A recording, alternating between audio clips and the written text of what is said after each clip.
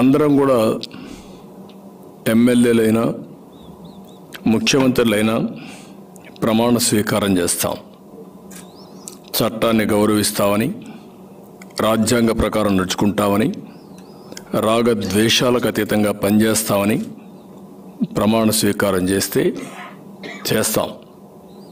దానికి ఆపోజిట్గా ఈ ముఖ్యమంత్రి పనిచేసే పరిస్థితికి వచ్చారు. Amaravati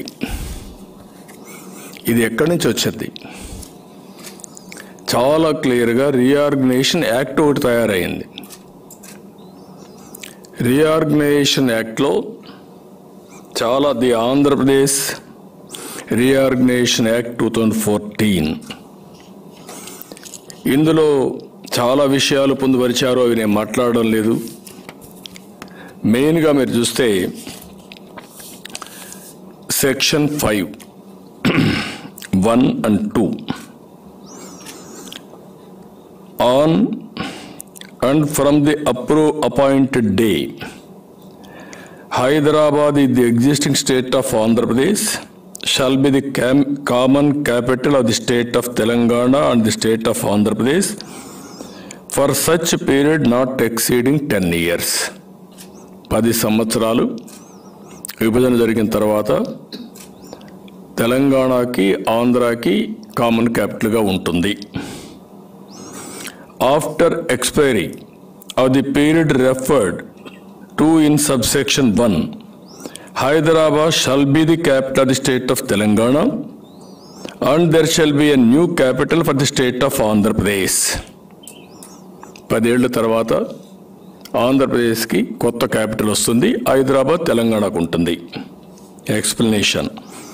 in this part the common capital includes the existing area notified as the Greater Hyderabad Municipal Corporation under the Municipal Corporation Act 1955. అది కూడా స్పెసిఫై చేశారు.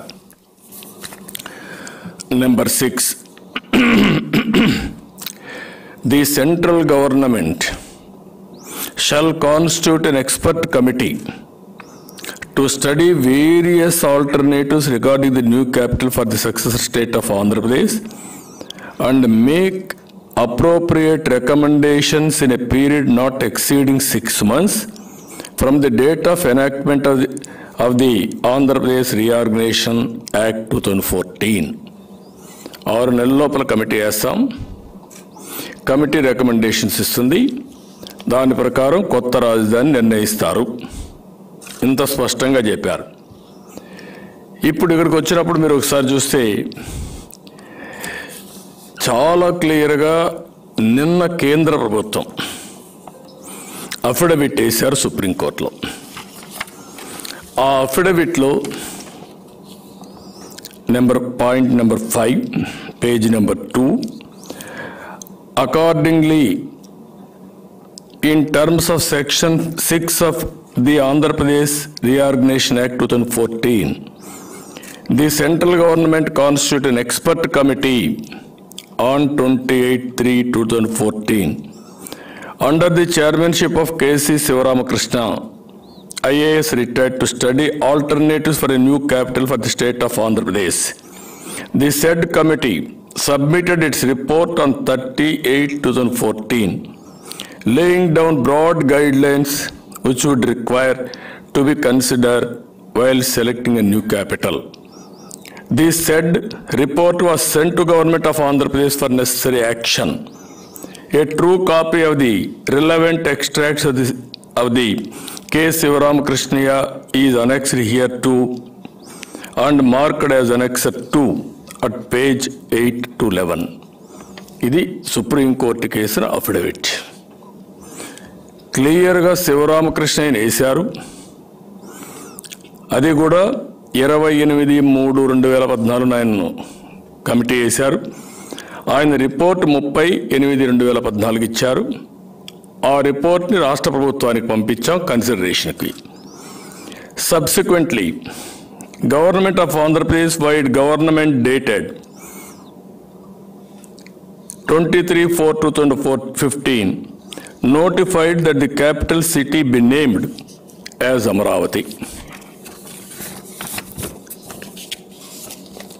అది కూడా ఏ true copy of the Andhra Pradesh government order dated 23/4/2015 is annexed before and marked as Annexure 3 at page number 12 and 13.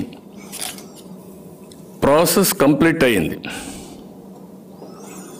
కేంద్రం ఏదైతే యాక్ట్లో పెట్టారో 10 ఏళ్ళు రాజధాని అమరావతి హైదరాబాద్ ఉంటుంది. నెక్స్ట్ ఇయర్కి హైదరాబాద్ రాజధాని 10 ఏళ్ళు అయిపోతుంది. 10 ఏళ్ళు అయిపోయే లోపల ఒక కమిటీ వేస్తున్నాం 6 నెలల్లోనే. ఆ కమిటీ రిపోర్ట్ ఇస్తారు.